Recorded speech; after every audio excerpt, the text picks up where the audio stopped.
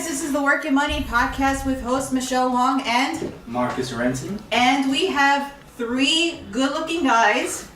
They're entrepreneurs, Anton, Alex, and Jay.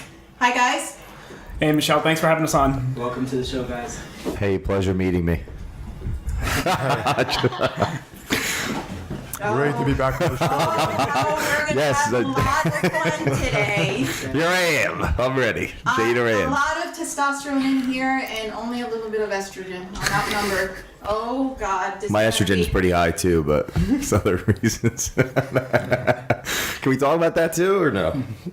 We can talk about anything that will go into... The context of money? Yes. Well, money rules the world, right? Absolutely. Not really. People No. don't. Ooh, I want to hear this. Money is just a unit of exchange. Or means to exchange, unit of account. Okay. Let's... You know what? I agree with that. Money's the effect. Cause is solving the problem. And Yes. that's something that's the premise of Culture Matters, the company that I founded, so people know. Okay. Jay Doran, Culture Matters. And tell us a little bit more about that. Sure. So basically, after they found me in the middle of Arizona under the rock that I came out of, so after becoming an entrepreneur, out of being kicked out of a few schools, I realized that people matter more than money, and if you start studying these great companies, that people are starting to agree with that, right? Just like Anton just said. So my whole thing behind that is find it, transcribe it, and do it daily, and how to develop corporate culture in 3 steps. So not to take up space here, but that's kind of why I went on my mission with Culture Matters. Okay, awesome.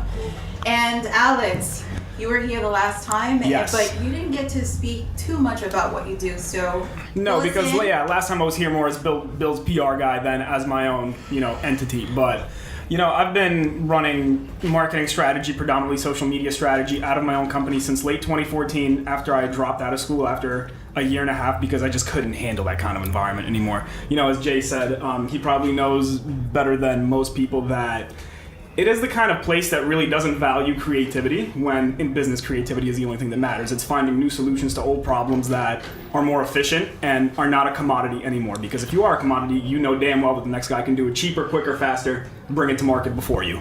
Yeah. And going off on that little tangent, that is who I am. Social media marketing strategy. And to just throw in there, how old are you guys? What would you guess? Well, I already know, but... That means young. When someone says but that. for our listeners, I Okay. just want you to throw your age in there because there is going to be an explanation. Okay. Well, exactly 9 days ago, I turned 20 on June. That's 15th. exciting. Hey, Thank There you go. Thank you, so you're a guys. Gemini too? Yes. Oh, Age is a material explanation of life. Like, all right, they're 20. Wisdom is your ability to introspect on those failures, right? The time that you have to invest in mentors and books. And in the information age, we're one click away from getting the knowledge that we have to pay $50,000 a year at Harvard for. Oh, absolutely. That's the difference. And the difference between him and probably myself, I'm sorry, your name again? Alex and me, this is Jay speaking, is that we've probably taken a lot of time to work on ourselves, while a lot of our colleague millennials have been maybe just Absolutely. not taking advantage of that. Definitely, I can. I mean, you definitely wanna talk agree with about that? Considering that, one of the reasons that I left college is because I saw that this isn't the environment that I want to be. Because the people that are surrounding me 24/7 are not who I want to be like. They want to play video games all day, smoke pot, hang out with friends, and that is what their life consists of. Nobody wants to, build a business. Nobody wants to build something bigger than themselves, and they don't want to go out and network with the people that want to do those things either. yeah, but that's what I'm saying. That there's mixed emotions there because the older generation they don't see the handful that are Yes. going forward and progressing. Because it is a handful. Yeah. Well, and there are a great deal of that handful that are, I call them fakepreneurs. They live at home with they mom build and the dad, image, and but there's they're nothing substantial behind. well, they're all jumping on the Gary Vee train, and like he talks about this is like the anti. Listen, I've even had times where I'm thinking, have I done enough to talk about this stuff? I built 2 businesses from scratch. I would say fairly well. I don't have to clock into a job. I'm about to turn 26. Am I a multimillionaire? No, but I will be if I take the action I have to on what I've done already. So sometimes I look in the mirror and say, you know, I have this book coming out about culture and developing corporate culture. Who am I to do that? Well, I had experiences. I think I have a voice. I think that it can inspire people, and so far it has. So I ask myself that sometimes every day. Like, do I need to do more?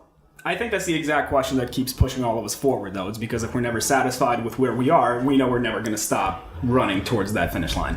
Right. Exactly. I mean, you know what it is for me? I think it's the challenge. I love the challenge because once I succeed that challenge, it's like, what else is there? And then I just keep going and going and going. But at the same token, it's not just for myself, it's also the people behind me, and I'm leaving that opportunity open for them to also, you know, propel forward. Yes. It's just kind of being a role model, being an example. Hey, I'm doing it. Why can't you do the same thing? I think it's just the way that we are structured. Society has structured us to be a certain way. Like, you have to be within the box, as to being outside of the box, and just going forward and, you know, and just applying what applying the knowledge and executing it and going forward and taking action.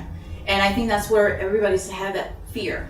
Well, and then they look at you kind of crazy if you're going out and doing it. They're like, oh, you're absolutely nuts. But it's like, This is the new world that we live in today. You're not doing it, so if you're not doing it, then don't do it. It's a ripple effect of an age ending. If we went back in time, the agricultural age when we made our own crops, and then the industrial age came, the average person at that point is realizing they got to go in the factory and make their ends meet. Right. Well, that's happened again. The industrial age ended. It's the information age now. It's a global economy. There's opportunities for you to build a Facebook business, Instagram business, for you to be, it's almost like multi-level marketing is the future of work. And for pennies on the We're all dollar, our if own not brand. for you. It's a global economy. You got to make that shift. So the ones that are shifting are doing the right thing, but they're going to get heat because the majority of the conscious, individuals in this country are still living in that industrial age of specialize in something, get a job, X, Y, and Z. Although now we're starting to realize there's no gold watch at the end of that. Exactly. So this is just the way it is. We gotta, and the whole thing is, this is a beautiful time because the world is coming closer together. Right. At the end of the day, we could say, "Oh, it's not perfect." No, everything is getting better, and it's only gonna if we keep, making that change. But It's something to embrace, not something to fight. Although there is a new cognitive bias, and that is I'll coin this. I'll make this up. Here, you ready? Social media bias. I can wear my suits all day long and post 50 pictures, and everyone just think I'm rich. Oh, absolutely. And there's a lot of people doing that. Of course there are. And you take people, naturally, neurologically, we take people for the word. It's like a misfiring of altruism. We take just things at face value because we boom. don't have the mental capacity usually to think into, the hidden agendas of everything. We just won't. So the point is, there's a lot of fakepreneurs. And I'll say this like this. I stopped drinking November 17th this year because I was at a party. The goals that I accomplished as an entrepreneur, right? If I don't accomplish them, I'm going to be homeless. They weren't getting done right. I'm drinking on the weekend, and I'm with all these quote-unquote entrepreneur millennials all drinking at this house, and I'm looking at them like they're all rooming together, but they're trying to show this life. And I'm like, wait, I'm here. And I hear Gary Vee in the back of my head, you fakepreneur. I didn't drink again after that. And I got more done in the last, 7 months it's been? I haven't had a drink than I did in 2 years. So I decided to not be a fakepreneur. well, There's a lot of that. I think sobriety has nothing to do with that. That is just the example I'm Moderation using. does. That is just the I'm not trying to tell anyone that they shouldn't drink. Yeah, I don't want to make that into something, but let's not derail from this. And you have a valid point. it's about sacrificing what you want now for what you want most. Forget drinking. Exactly, It could be. exactly. I replaced that with women, so I got my issues here. But I'm not here to tell anyone not to it drink. works, I don't it want works. them to But I think the basis of it is focus. focus and not being full of It's full of it. focus and discipline at the Listen, end of the day. this is the thing. The reason why I started this podcast and I say it all the time, even when I go on interviews with other people. I have an issue when you have these experts, these gurus going around making it seem like it's so easy to get into whatever, and it's not. You have to put in a lot of time and dedication. You have to put in your grinds 24/7. Some of the things that you have to do is not glamorous. So you have to, you have to take that into consideration. And there's a lot of sacrifices involved. And a lot of the other sacrifices are also shying away from people that you normally deal with on a day-to-day, if it's family, friends, whatever, because those are the negative energy that you don't want around you when you're trying to accomplish. And if you have that focus and you want to go and succeed in that, you have to make those changes. So Yes. you have to kind of isolate yourself a little bit, refocus where you want to go there, and gravitate to the people that are like-minded. And that's what those successful people do. They go on their grind all the time. So if it's like 2:00 in the morning while everybody else is sleeping, they're the ones that are, So just to put that into facts, I haven't seen my family since 2014. Can you drop the mic? Because you put meaning to your life. Well, I place a specific amount of responsibility to the meaning of my life, that what I have to say could make an impact. That 168 hours that I have is more important for others than it is for me. And the people that were in my life were holding back my ability to help a lot of other people. So it's easy to talk about that. Oh, yeah, you got to sacrifice this. You got to not hang out with people that are going to hold you back. Very few are willing to actually do it. When I was at the Grant Cardone event, the 10X Con, which was awesome, amazing energy. If you enter Grant Cardone, follow him.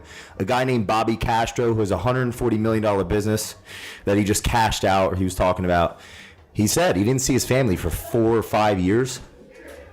And then, why? He had to distance himself from people that were of a scarcity mindset so he could create the abundant life he wanted for himself. And now he takes care of all of them. So when you say yes to something else, you say no to something. Yeah, you're saying no to something else, right? Or when you say yes to something, you're saying no to something. So that's what keeps me on my straight and now. And we're not perfect. I like to say there's no such thing as an average person. We all just make average decisions all the time. If I choose to hang out tonight, that's an average decision because I could have been working on my book. And at the end of the day, you know that you were the one that made the decision. No one else. And it's about being consciously aware of that. And I'm a proponent of personal development, as in mentors, coaches, books, whatever, YouTube, whatever, because it's the unknown unknowns that makes you a slave in this whole world. Say that again. I'm a big proponent to personal development. The mentorships, the coaches, the books, the YouTube, all the access that we have, because it's the unknown unknowns that will hold us back and has created this economic slavery consciousness in the country, in the world. For real, there's trillions of stars. Why are there poor people? Because we're poor mentally. That's the stuff that keeps me up at night, man. And if it doesn't keep you at night, go to Arizona and look at the stars. Here's the thing. Here's the thing, though. If all those poor people all of a sudden get a bunch of money, then it's not going to matter because they're still a little bit lacking. That's my exact point. It's a scarcity raise consciousness. The bar for being poor. That's my exact point. It doesn't make a difference. And I agree with you. That's why that whole thing about not minimum wage, guaranteed wage, where people just get paid to be alive. What's the difference? That is the antithesis to capitalism. Whether you get paid or not, they'll just raise the bar to being poor. You'll just raise the price, and now that money is exactly, worthless. I'm in complete the agreement with reality that. is, most people cannot be on top. You can't. The pyramid is not a square. Everybody can be above average because then average just doesn't. Because average is just going to be moved up. Well, that's the point. Is it's about changing the culture and the agreement with that. Because if you, whatever you say is going to become. So if we just accept that, well, how about let's look at the cause of it? Because the cause is energy, it's consciousness, it's education. If you go Google education right now, in Latin it means educate. The answer lies within. So you have billions of people that don't have the matter, meaning the books, the opportunity to find the answer within. They never get to think. So what do you think we're going to have? They also don't care about We're it. gonna be in the dark. Most A of lot those people I don't care I about do agree it. that they Well, don't. how could they care about what they don't know? They don't know. No, but even if they did know, they still wouldn't give a shit. It's true. Most people, they know that, hey, we can go and, why do most people play the lottery? Because they think they're going to win. Totally. I think What are the odds of most winning? People, most people the are odds satisfied. of the odds of winning the jackpot are less than getting hit by lightning and eaten by a shark at the same time. Yeah, so I guess the philosophical, cultural question is that the chicken or the egg? But people Is still that the do effect it. or the cause? Why? Because they think it's easy. Most people are Most people are lazy. They're very comfortable getting the paycheck weekly and, living a very easy life and not being up, like Michelle said, until 2 a.m, worrying about a certain problem to solve. But the people that do worry about it, they get paid a lot of money. Usually the people that take action is when that problem is really close. And because Yes. you can have that problem lingering and lingering in the back of your mind, but until But until it hits close to home.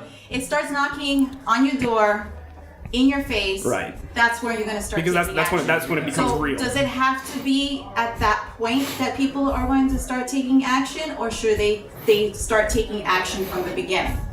That's a very good question. No. I think most people's mindsets are in the ballpark of only taking action when this one thing only personally affects me.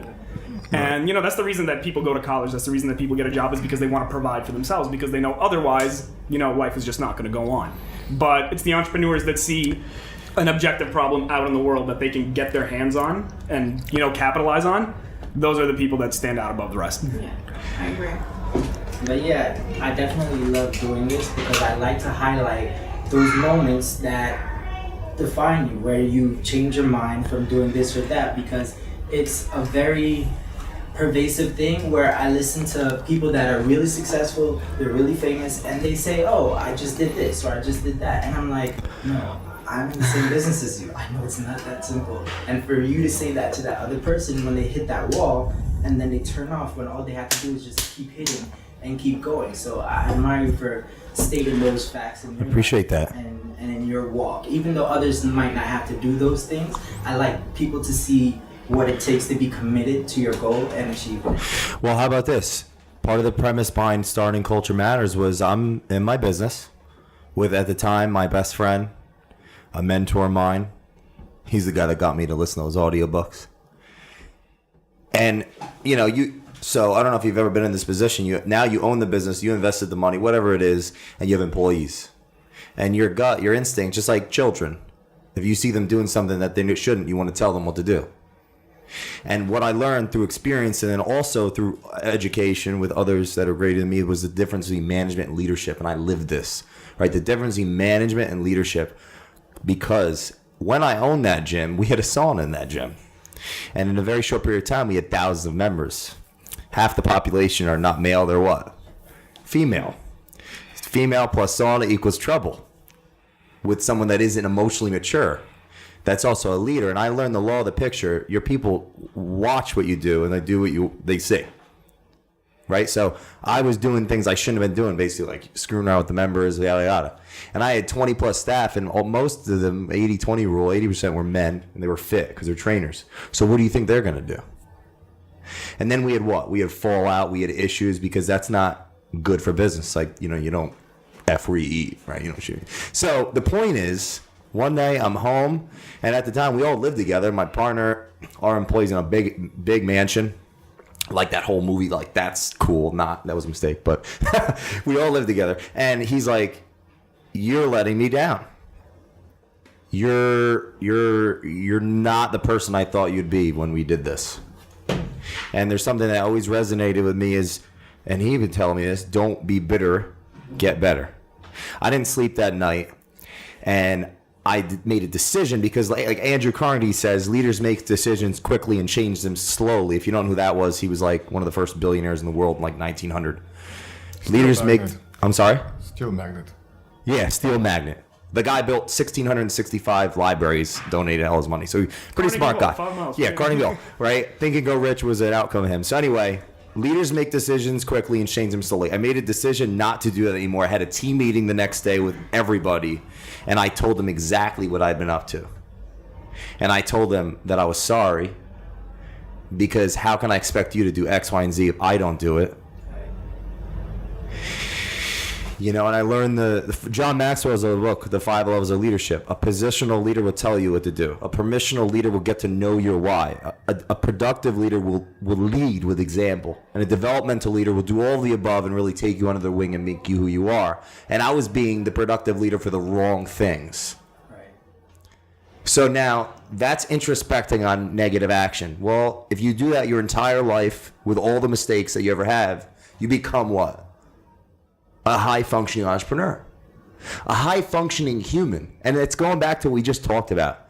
Everyone here has all these reasons why people do this and people do that.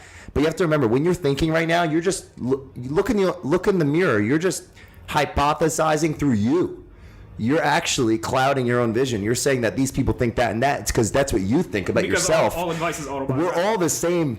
We have all the same access to the same information. Some call it faith. I call it the universe. Now you could call it YouTube.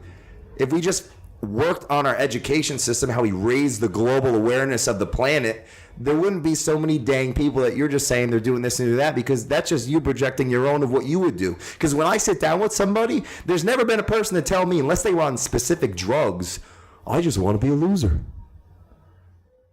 That's why there's the Anthony Robbinses of the world that change people's lives. I've never met one person where I sat with them and they told me what Anton, sorry, what you said. No one ever sits with you and says, I'm a loser. They all say exactly what we would say. Now, in life, nothing is finite. People are born with illnesses, whether it's physical or mental. But so nothing is finite, nothing's perfect. Yeah, But I say argue for your limitations and they become you. Yeah, as a but global. those are the people that you have to look up to, because I see a lot of them that have disabilities, if it's a physical or mental, whatever. Oh, Richard But Branson, one of the biggest billionaires in the entire world, says he owes his entire success to the fact that he has ADD. Yeah, and you know, and you And have people that dyslexia, have too. it. And dyslexia. Oh, well, I want to clear that up. I'm not saying condescending that. I'm going to be specific. People that are born that are missing part of their frontal lobe that just want to kill people, that obviously there's something you can't change about that. I'm saying nothing is most finite. successful Meaning, people are psychopaths, clinically. well, definitely Psychopaths or crazy. sociopaths? Sociopath and psychopath. What I'm trying to say is that there is no limitation. Meaning that there are people that they have physical disabilities, they have mental disabilities, but they're pushing themselves. And if they're doing it, what is stopping you?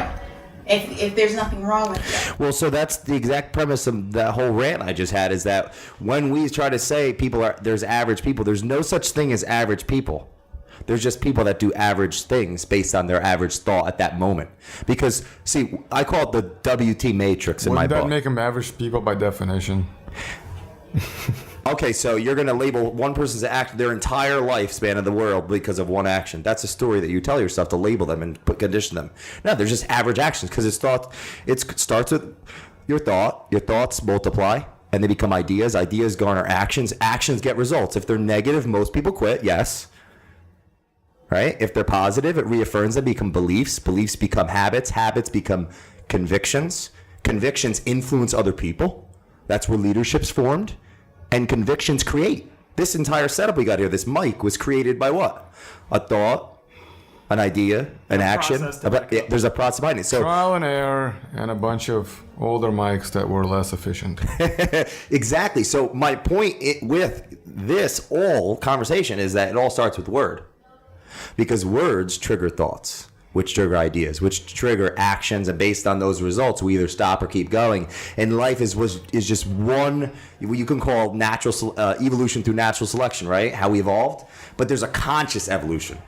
So if the whole world would form an agreement that we're actually going to stop saying that we're all average and start saying we're not, how do we fix it? It's the chicken or the egg.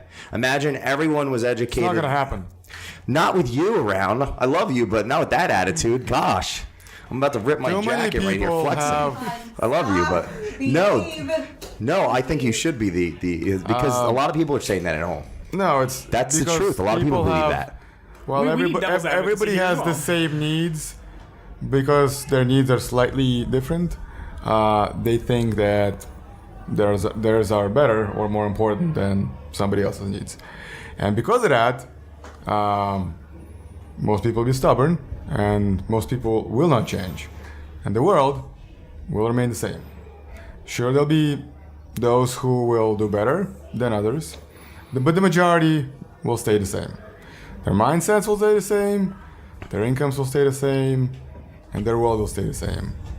The things on top change, but the things on the bottom, they always remain the same. I think to summarize a little problem that we have going on here is that because all of us in this room hold ourselves to very high standards, we find it very difficult to deal with the people that don't. And in that same sense, we try to push them up to where we ourselves want to be. But it's difficult for them because I think, we can't sleep at night unless we know that we are pushing ourselves forward every single day. But other people, they're totally fine with just, like I said earlier, getting that same, bi-weekly paycheck. I don't find it difficult to deal with most people. I find it wonderful that most people want to achieve less and want to be mediocre. Ignorance is bliss. Yeah, well, you know what? When I'm on Jupiter, I'm not inviting you on my plane. So, You can stay on Earth. So, gentlemen, I want to ask you guys a quick question. Say, for instance, there's a listener that is taking average action or not being an overachiever. What's one thing that you guys could suggest to someone to basically unlock themselves from that? Oh, I got it. Can I go first? Please. Anyone. Literally before I got here, there's this kid. His last name is Maddox. He's like young. We'll get it. Celix Maddox or something. Him and his son. Anyway, he's telling a story about his dad, and he was at his friend's house, and the friend got all excited because he got a $20 bill from his parents, and he was like, telling the story that, whether you're a kid or adult, you love money. And he's like, well, how'd you get that $20? He said, well, I did my chores. So he went home to his father and said, listen, I want chores. And he goes, why? Because I want to get money. He goes, you should do your chores, but not because you're getting paid, just because you should do them. However, I will give you $20 for every success book that you read and that you write about. And this kid is like literally 15. That's fantastic. He's got 200,000 plus Facebook followers. I see videos of him. I just found out of him an hour ago. Before this, okay, someone commented, tagged me. I'm like, oh my god, this is amazing. And he's got hundreds of thousands of people impacting. He's interviewed like everyone from Arnold Schwarzenegger, Sylvester Stallone. The kid, I want to stand on his shoulders so I can see farther. And it just goes to prove the entire premise of everything that I live for, why I have said no to so many things, to say yes to this, is because culture does matter. And culture of our mind is a derivative of who we hang out with, the books we read, the things we aspire to, and the lack of limiting beliefs that we have. And if the whole world stood on the shoulders of Ben Franklin and not Kim Kardashian, which I'm sure she's a nice lady, but not her butt cheeks on Instagram, but they actually cared about Thomas Jefferson, we'd live in a different world of abundance. I do have to defend her because there's people that learn how to get into social media through what she does. No, listen, she's super hot and all that. The premise is, I get well, you're, just The like premise is living the in your value reptile proposition brain. that she's bringing to the market. To us, it's obviously nothing exciting. Well, but to the what- 14, 15-year-old girls that follow her, that's their world, and they look up to She makes her life look very easy and glamorous, but it takes a lot of work to make something look Yeah, easy. but you know what? I give her a You know ton of what? credit. I don't want to dissuade anyone from thinking that. We've mentioned her in the past. She's business savvy in the things that she does, and in the way that she brands herself. and exactly. But it was all out of the content of a video, and she Right. put that herself. So wait, this number one, she's a genius because we're talking about her. That's marketing 101, There you go. branding. Believe Yeah. people having you solve a problem. The point I was trying to make with that is, it's not her fault she's famous. It's the fact that our attention is interested in that when it should. My point was, it should be interested in why is it not cool that Elon Musk is taking us to Mars? I'm watching his TED Talk crying, and people think I'm weird. That's cultural problem. Crying is weird for a man. I love you so much. Well, I was from Newark, man. It was hard. No, I'm kidding. But I'm excited about this, and I'm the weirdo. Yo, we're humans. We're on Earth. One of how many planets? We could be on Jupiter probably, and we're just talking about, for that stuff. Imagine we cared about that. we could just as easily not exist either. So that's something to be cool about and talk about, get excited about, not some girl's big butt, which I like that too. Listen, I'm a man whore. Hello, I got my issues. I need a therapist, but I'm just saying. So it's not her fault. Would you She's awesome. like to answer the question? Right. The question of unlocking somebody's potential and trying to get them to higher standards. That's the thing that I'm always talking about. I'll go last and answer. Everybody has potential. We all are born with some type of natural skill, gift, potential. Right. And there are times that I'm talking to people, just maybe 2-3 minutes, 5 minutes the most, and I can sum them up and say, all right, I already know what your potential is. More or less, you know what they're about. Yeah, and and sometimes it can go two ways. It could be where they're like, okay, I get it, and they are taken aback. It's like, oh, I didn't think that someone else can see that, or how did you know? And then they'll go forward with it. And some people are just just going through the day to day, and they don't take action on Right. it. And those are the people that really gets to me, because it's like, my God, you don't see what I see in you, and that gift. Why don't you just take that and run with it? And these are like the things that I see on a daily, and it just bugs me. Yeah. And again, I think it bugs you is because you are not that type of person. Specifically, is that you actually want to achieve a lot of things that most people wouldn't even dream about. So, in the same sense, I think of unlocking somebody's potential, I think everybody should strive to be happy above all else, and to try to contribute at least something minimal to the world that they live in, to the people that they work for, to their families, their friends, even if it is just emotional support and nothing that is making you millions of dollars a year. But if somebody just doesn't want the kind of lifestyle where you're working 14, 15, 16 hours a day and happy about it, then, there's not much you can do for that person. That person belongs helping me build my dream in the most efficient way that I, see their talents contributing to. If this guy is a great accountant, but he doesn't give a fuck about being a billionaire, he is going to help me become a billionaire, and he is going to help me bring my own value into the world. There's painters and I agree with you on that. Yes. There are people that need to contribute to the organization as a whole, as opposed to just the one person leading it, because that's the entire point of being above average, is because there need to be average people for us to exist. Yeah, if you want our society to die, all right, like a star, well, limit what it. would you say? I have a question for you. I have a freaking answer for that, all right? Let me answer the question that he posed. Okay, then I'll come back to you. There might be someone that's listening that they might have second thoughts about just going through the motions day to day. Right, or they don't know how to break free from it, but they want to make a change, but it's kind of like they don't. It's in the backs of their minds. Exactly. Yes. So how do we kind of like clean that up and say it's this simple, or it is very simple. This step. So go ahead, Anton. It's very simple. All you gotta do is apply the Japanese principle of Kaizen. Just do a little bit better every day, just 1% better. Yes. Take a idea, project, whatever, and work on it. Do 1 push-up a day. The next day, do another push-up. 10 days later, do 2, and so on and so forth. Well, maybe not that slow with push-ups specifically. Well, yeah, you understand the concept. 1% addition, whatever it may be, but 1% a day is 30% better every month. Right. So what Anton is talking about is successive and incremental improvement. Tiny incremental improvements. Right. So what do you have to say about that? It is what you do the 90% of your time in little increments is going to result in the major how you're going to change in the long run in the future. It's called a snowball effect. These little increments, they grow into big results. Yeah, there's a Chinese story about a pebble being dropped at the top of a mountain. By the time it gets to the bottom, It's a boulder. yeah, by an inch it's a cinch, by a yard it's hard. I have like 17 quotes like that. How about this? What's your least favorite sport? Somebody. Probably Curling. golf. Probably golf. Golf? Golf. Curling. Is that something that... Okay, so golf. Let's go with that. Golf's your least favorite. Would you consider yourself really good at it or not really that interested in it? Oh, no, I mean, just watching it. I mean, I don't play the sport, but to me it's just a little slow. Favorite sport or favorite thing you do? MMA, probably. Is that something you feel as though you're good at? You do it? Yes, You I gotta did it for 4 years. Okay. If he never tried it, he didn't know.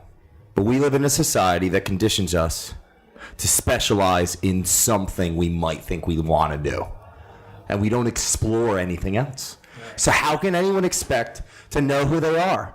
And why would you want to kill it all day long working towards something if you don't even know what your purpose is, can never try anything?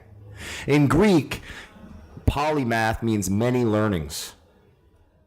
I have an abundance of like energy of life because I'm learning all the time.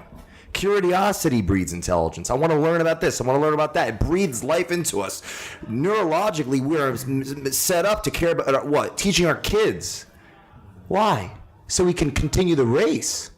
We're meant to learn stuff. And when we're conditioned to not want to learn because, quote unquote, school sucks, and you raise your hand and you say, why are we learning math? And the teacher goes, shut up and just study. What do you expect? No one's going to know who they are. They're going to hate their life. They're going to hate their spouse. They're going to hate their kids. Their kids are going to hate other kids. They're going to get bullied and creates this vicious cycle of BS. So I say, know yourself, happy work, and that starts with that CO. Because, yeah, not everyone's ready. It's up to your ability to develop a culture, which we could talk about maybe later.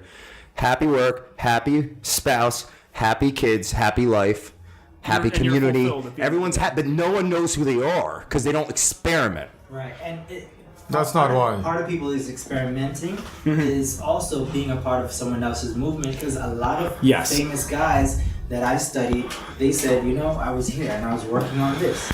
And then they found that thing that he was talking about that they could monetize to help lots and lots of people, and they stepped away. And some of the people, I would hear them too. I remember one gentleman I was thinking about recently, I was saying to myself, if I had done some of the things that he'd done in his life, after that last venture, I'd probably say, I'm probably done with this, or where could I go from here? I'm already at the ceiling. But talking to the gentleman, he's got so much more. So I think it's sometimes it is good that they're in someone else's company and they're not the CEO, because while they're doing that thing, they're saying, wow, I just found this point solution that helps all these other entrepreneurs, and they too can step into the light and become their own boss. Definitely. I mean, in the sense of running your own company, there are very, very few people in, the entire history of the world that have been able to do it off the bat. That is the kind of weight on your shoulders that if you've never come into contact with it before, it will crush you. And that's, I think, for most people, they need to step into it not too slowly, but just enough that the pressure is behind you, pushing you forward. But yes, incrementally is definitely the way to go for most if they want to reach their full potential in anything, not just business. And the difference between those who are very successful and the majority is that they focus on helping others, whereas the majority focus on helping themselves. Yes. And if you're only helping yourself, then you're only working with yourself. And the only person who's buying your shit is you. It's true. You can only buy so much. You have a valid point. So let's derail from here and talk about other things. Social media. You guys are big on social media. We grew up in it. Yeah. I did not. I have some regrets with social media. I've heard of it. I've heard rumors. First of all, there's no such thing as social media. Let's talk about this. Really? Well, I did learn before they kicked me out of that thing called school. You round up after 50%, right? If 70% of the interaction on the internet is social, then there's no such thing as social media. It's just the current state of the internet. Well, that's just the term we use, so Yeah, everybody else knows. Well, so if you use that... Semantics aside, let's use definition people understand. Semantics aside, words are everything. Go try to look in the mirror right now and tell yourself you're ugly every day. You want to try that? I couldn't. It'd be too hard. That's my point. So words are bored. So let's not go on. What I'm trying to say is this internet interaction, business and Communication's changed. the social, technology has advanced in a way that you can put your presence in front of the public with people that you don't normally get to. It's likely up there without you even knowing about it, even if you don't have a Facebook but this page. is the thing. The other thing too is that the drawback is that you don't engage as much in person. I see people constantly on their phone and not engaging with each other in person. I can speak a little bit on that. This is kind of like I see this a lot, where I'll be out and it's like, okay, let's have a meeting in person. And some people are like, oh, why can't we do email? No, I want to see who the person I'm talking to. I want to see the body language. I want to see, how their tone. You want to see the full context of the person that you're getting to know. Exactly, because then I can sum them up and see if this is the type of person that I want to do business I would with. say you're romantic and that you're like a dinosaur with that mentality. We're gonna have a good debate right now. I'm gonna stand over here in the corner. Okay, so the great thing about social media is that you can literally get in touch with anybody in the world at any time, but the connection is only skin deep. You're never going to know anything past what the person decides to present to you, like Jay said before. But this is my thing. You can say whatever you want Oh, exactly. online, but it's not the same thing as Definitely actually meeting the person. To you. And No. To it is. most. To To everyone. To you, over 93% of communication is proven through tonality and body language. That's why, for example, they call it cold calling. I don't know what that is. There is no body language Hot on call. Twitter. I'm talking about like if you're on the phone or you're on Skype. Like I don't need to touch you. It's great that we could hug and stuff, but we're being romantic, guys. Well, that's the why the internet's not going success rate backwards. is only like 0.5%. Yeah, to you, buddy. No, to Not me. the actual statistics. Not to someone that is conditioned to communicate authentically. yeah, but It's like you could be this thing. We're moving forward though, guys. Like we're not moving backwards. So if you're romantic with that, you're going to be in trouble. I'm not disputing that. What I'm trying to say is that even phone calls, some people are hesitant to be on the phone and talk. Yeah, And that's my point. My point is, even if I'm not seeing the person, at least the tone, how they're presenting themselves on the phone makes a determination as well if I am going to, be able to work with the person, if there's, there's good synergy there. So you're wondering what the fallout is of tech, and I mean, I think that because it's going to keep evolving, it won't be relevant in a couple years because we'll just be contacting each other through VR. Like it won't even be. This is just But see, that would bring a it little full circle to the stubble. point where This- you can see the person, Right. in their body. You can see their body language. Well, you can see the way they move when they I guess speak. that's I just think that maybe the reason why I'm just still, and I'm not fighting it, I'm all for technology, is just because of the fact that I'm Generation Y, where I'm still in between Willie. You grew up on the border. Yeah, that's hard. So I'm kind of. You're uncomfortable. You should be uncomfortable. That's natural. When I grew up where we didn't have the cell phone. I was the first one to have a cell phone when I was in college. Right. And Was it the everybody's bricks like- though? Or- What, were you a drug dealer? No, I'm just kidding. the flip phone. No, it wasn't. The yeah, Motorola it was Razr. Motorola It flips. was the flip phone. Okay. It was before the Razr. And the whole text thing and the online thing. It was AOL completely and foreign. and all this other shit, and it was just the beginning, and then the MySpace, and then from the MySpace, Facebook. So I seen all of Tequila. that. So that's just that's kind of showing how old I am, but I see both sides, but I'm still kind of, I guess maybe because I was in that. She's romantic. You need to show. We'll learn the value of actual human contact and relations. Much more valuable than texting. Absolutely, I agree with Although if you text someone while you're on the phone, then 500% more and it chance yields to much meet. better results. Conversion rates much higher. If you call me sound like Dracula, I will hang up. But you see, you would never know that person is Dracula if he emailed you. Truth. But You may hang up, but I'll show you 100 that will not. What I'm saying, not so much on the personal. I'm talking about in business, the formalities. I'm a little iffy. I think business, it's made it easier for any Joe Schmo to make money and connect with people. It's going to change the world. Personally, we're going through a ripple effect of just. It's still a transition. It's We're the not fully evolution. there. It's because you're right. Like, yes, people don't want people. Did people ever want to really talk to each other, or is that just some another thing we've been sold by the movies? Come on, let's be real. There's one thing we all have always had in Are you common, serious or and that's let's be. All right. Neurologically, there's something called the reptile brain. Who has ever walked in a store with the intent to buy clothes, not knowing where to go, and the associate that works there says, "Hey, do you need help?" and you said no? We've all done it. That's called millions of years of evolution through natural selection. That is called the reptile brain. That is called slavery to our biology. So we have always been afraid to talk to That's not strangers, what buddy. the, Go read a book on neuroscience. I have, That has wow. not changed. That's what's going to bring us together is our global consciousness. It's the fact that the internet is bringing us together. And yes, it seems as though people don't want to talk. They you're never wrong. want to talk to each other. It's It is romantic. It is our primitive part of the brain, the medulla oblongata specifically. Yeah. That causes us to develop interpersonal connections, and humans, specifically humans, just like all mammals, but specifically humans, thrive. Like, we need to connect with other people. Yeah. If you put somebody in isolation They lose for their like minds very 2 quickly. days, they literally go insane. And I'm completely agreeing with that. There's a tipping point People though need that is to see each other. They need to touch each other. They need to feel each other's presence. I agree with you. And, You can't do that on the internet. my point is that The internet transitions to that kind of relationship, and it should.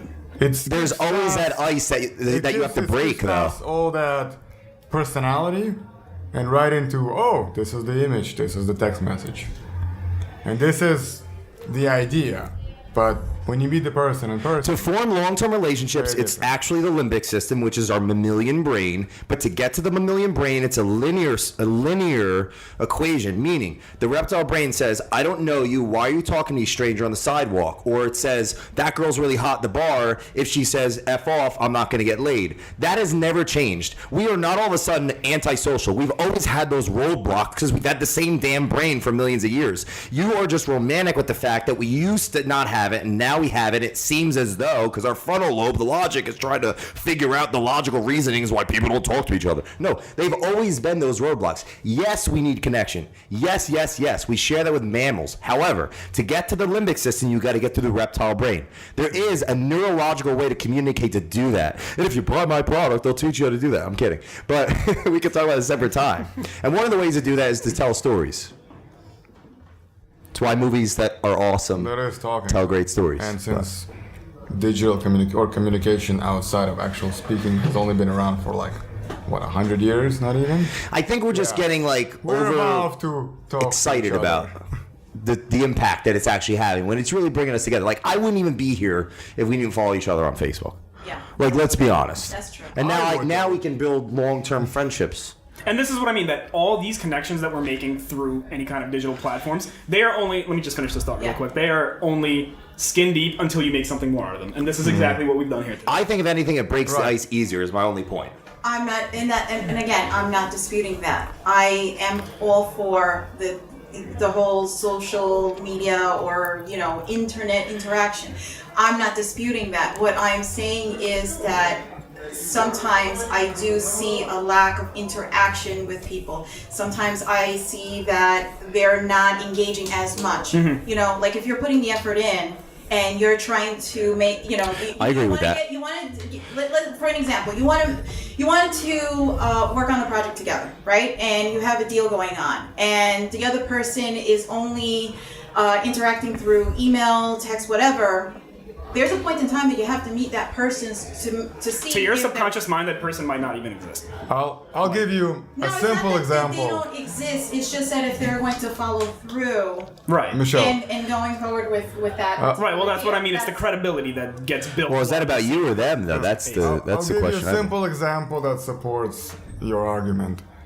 When I was on the show last time, we met Bill, Yes. our now business partner. Right. Bill has a Facebook page and I think Twitter and all that stuff, right? He had to delete his Twitter actually because it was a little too Okay. right for some people, too conservatively right. So but- you've known him way longer than I have, and Yes. you do his social media and stuff. How many people does he interact online with?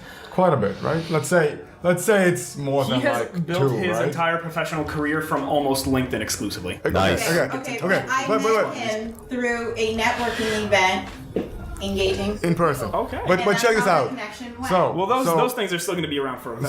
So he built his whole thing through LinkedIn. Yes. I met him once in person, and now we're business partners. But would you have become business partners with him Through if LinkedIn? you only emailed him? He must be a Probably good kisser. not. Probably not. Yeah. Cool. Probably not.